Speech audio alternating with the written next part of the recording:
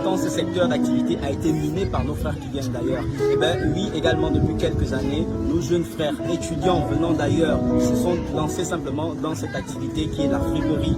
Depuis quelques temps, nous sommes du côté du PK9. Ronnie Eya s'est lancé avec son propre capital et a lancé sa friperie. Je vous invite à rencontrer Ronnie Eya.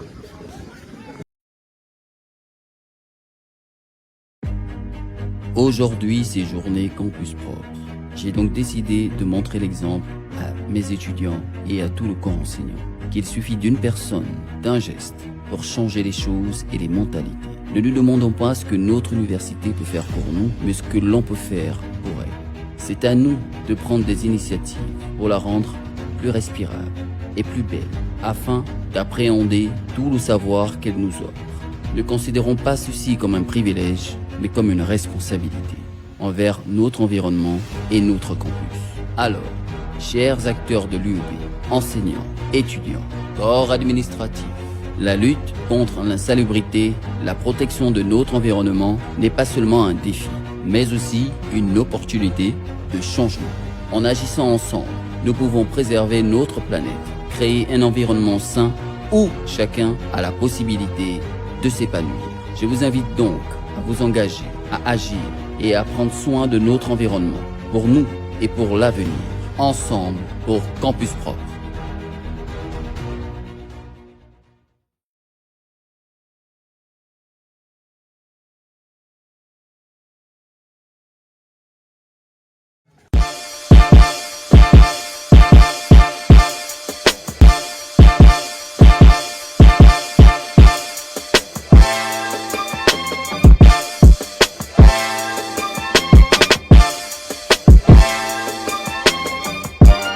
Je suis simplement du côté du PK9, précisément derrière l'hôpital militaire, vers la Marée. Aujourd'hui, je suis simplement dans une friperie créée par un jeune Gabonais, Ronnie Eya, que je vous invite également à découvrir avec moi.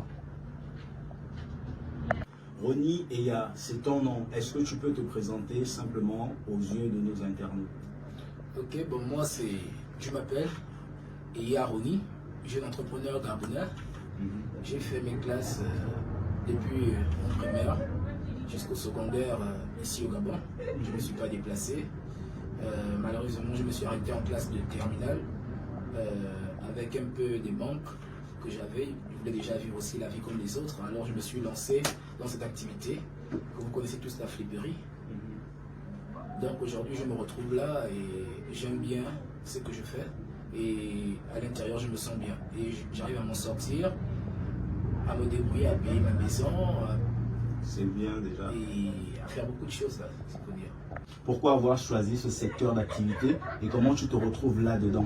Sachant bien qu'aujourd'hui, tu as nommé ta boutique Keden Shop, c'est ça? Bien sûr. Keden Shop. Alors, comment tu te retrouves dans cette activité? Pourquoi tu as préféré de toute autre activité que d'être là-dedans? Avant tout d'abord, je voudrais vous parler d'abord de Keden Shop. Keden Shop, c'est pas un nom qui est venu à la volée. Keden Shop, c'est le prénom d'abord. Keden, c'est le prénom de mon neveu. Et j'ai voulu mettre ce prénom parce que je l'estime bien et je l'aime bien. Voilà pourquoi j'ai donné à ma boutique ce nom. Oui. Et maintenant, là, pourquoi je me suis lancé dans cette activité? La friperie, c'était mon seul recours. À un moment donné, quand j'ai fini mon compte à l'école, ça n'allait pas vraiment, s'il faut le dire. J'ai raté mon examen, alors je me suis retrouvé dans une impasse. Alors j'ai eu un grand frère à moi qui a commencé dans ce domaine et à l'époque je cherchais. Alors il m'a dit non mais viens d'abord, viens, tu vas tester. Lui était du côté du marché, la Garoutière. Au début j'avais honte, mais après je me suis lancé petit à petit. Il m'a initié et j'ai vu au sortir de là, j'ai avancé et d'où je me retrouve en ce moment-là, j'ai pu ouvrir ma boutique. Comme vous pouvez le constater aujourd'hui, j'ai ouvert ma boutique et je me sens bien. Les premiers pas en entrepreneuriat, c'est souvent difficile. On a honte, comme tu le disais toujours, et que à la gare routière, c'était large et c'était difficile de se faire de la place. Mais aujourd'hui, tu t'es spécialisé et tu as créé une boutique. Mais qu'est-ce que tu proposes exactement? Quels sont ces articles que tu peux proposer aux gens aujourd'hui? Aujourd'hui, ce que j'aime, c'est quoi? Dans le domaine, dans mon domaine d'abord, c'est d'autres, ils aiment appeler, il y a plusieurs appellations. D'autres disent Motuki, d'autres vont dire flipperie. Tu vois, quand on parle de flipperie, parce que d'abord, j'ai une boutique. Une boutique, normalement, doit d'abord tout avoir. D'accord. Vous avez constaté, vous avez vu l'extérieur, on a des robes, on a des t-shirts, on a des jeans, des chemises, on a plusieurs choses. Donc, c'est un magasin mix. Il y a pour des femmes et il y a pour des hommes aussi. Et donc, il y a toute proposition, en tout cas, il y a tout. Jusqu'aux chaussures, vous pouvez trouver ce que vous voulez. Donc, si vous venez à Kayden Shop, ce qui est sûr, c'est qu'on n'arrive pas à repartir comme ça. Vous allez forcément repartir avec un article, ce qui est sûr. Il y a des magasins également en bordure de route. Alors, quelle est la différence? Qu'est-ce qui peut pousser des jeunes ou encore qu'est-ce qui peut nous pousser à quitter la ville pour venir acheter chez toi au quartier? Quelle est la différence? Est-ce que les produits sont de même qualité ou toi tu achètes les moins chers pour venir nous vendre les moins chers au quartier par rapport à ceux qui sont en bordure de route? Bon, d'abord, sur ce plan, bon, je suis retiré bien sûr, mais avant tout, ce qui est dans, je peux dire dans, comment appeler ça, dans le business, mais dans le commerce que je fais, c'est la qualité des articles qu'on vend aujourd'hui. Parce qu'aujourd'hui, d'autres ont certainement des bons magasins en route, mais est-ce qu'ils ont réellement la bonne qualité? Parce qu'aujourd'hui, le client, ce qu'il cherche, c'est la bonne qualité. Et moi, ce que je peux dire aux gens, c'est de venir parce que moi, j'ai la bonne qualité. Parce que ceux qui ont des grandes boutiques en bordure de route, se ravitaillent, on se ravitaille. Mais je ne peux pas dire parce que c'est un secret professionnel. On se retrouve tous à la même place. Vous voyez, et ils ont des grandes boutiques.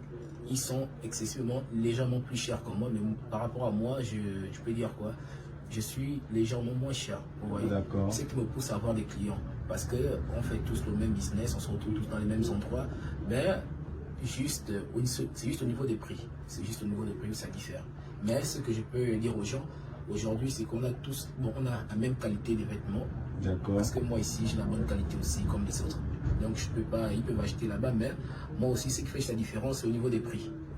Juste au niveau des prix. Le fait d'avoir les mêmes articles que ceux qui sont en bordure de route et d'avoir des prix légèrement un peu à la baisse, mais est-ce qu'on peut savoir en moyenne, hein, on ne veut pas avoir le montant total de tes caisses, mais tu peux gagner combien à la fin du mois? Est-ce que ça t'aide à payer toutes les factures et avoir un bénéfice? Bien sûr, parce que en moyenne, bon, s'il faut le dire, en moyenne, je peux avoir 400 000 de bénéfices par mois. Par mois? Oui, par mois. D'accord, 400 000 par mois. Bien sûr. Ok. Parce que dans ce business, d'abord, il faut comprendre que il faut d'abord savoir t'abstenir. D'accord. Et te priver pour évoluer. Parce qu'aujourd'hui, tu peux avoir un gars qui peut te faire une recette aujourd'hui de 80 000 et les 80 000, il va aller claquer ça dans une boîte de nuit, il va encore revenir pour refaire tout à zéro. Mais si toi, tu as peut-être ces 80 000, tu peux épargner, je suppose que tu peux peut-être mettre 20 000 de côté et aller encore refaire ton triage avec le reste. Donc ça te permet de tourner et d'avancer. Bien sûr. Et de retrouver par la suite avec une somme de 400 000 comme bénéfice par mois. Alors, qu'est-ce que tu peux dire ou encore demander à ceux qui nous suivent aujourd'hui par rapport à ton business, par rapport à ton activité? Si les gens veulent t'aider, qu'est-ce que tu peux demander? Bon, s'il faut dire aider, non. Bon, s'il faut dire aider dans ce sens... bon, la seule aide que je peux demander, c'est de dire aux gens juste de venir me faire une recette. C'est juste ça. Cette vidéo, ce numéro également axé sur la friperie est sponsorisé par la marque Oufouban, marque streetwear de vêtements gabonais. Ni et ya, qu'est-ce que tu peux nous dire comme mot de fin? Bon, comme mot de fin, pour dire tout court, je vais lancer un message à mes petits frères, à mes frères et à mes sœurs aussi, parce qu'aujourd'hui, il y a beaucoup de filles qui sont lancées dans l'entrepreneuriat. Aujourd'hui, je vais vous dire que la fonction publique ou encore le bureau n'est pas le seul moyen de réussir dans la vie. Parce qu'aujourd'hui, nous pouvons compter les hommes les plus riches du monde sont des businessmen, n'est-ce pas? Et je vais lancer ce message de dire à mes petits frères de ne pas avoir peur de se lancer dans l'entrepreneuriat, ça paye. Et surtout dans la flipperie, venez, ça paye vraiment. Et sans vous mentir, ça paye, c'est ce que je peux vous dire. Bon, je vais, pour la suite, vous pouvez me contacter sur ce numéro pour ceux qui veulent bien se lancer ou avoir des conseils pour la suite. C'est sur le 074 51 76 51. Et la page Facebook? La page Facebook, c'est toujours Kayden Shopping, c'est le prénom de mon neveu et que je lance dédicace bien sûr. Kayden Shopping sur Facebook, sur TikTok aussi, c'est pareil. Merci. Ok. Nous étions simplement aujourd'hui du côté du PK9 vers la marée à la rencontre de Ronnie et il y a un jeune entrepreneur qui s'est lancé dans la friperie. Rendez-vous, prochain numéro de la tête à la poche.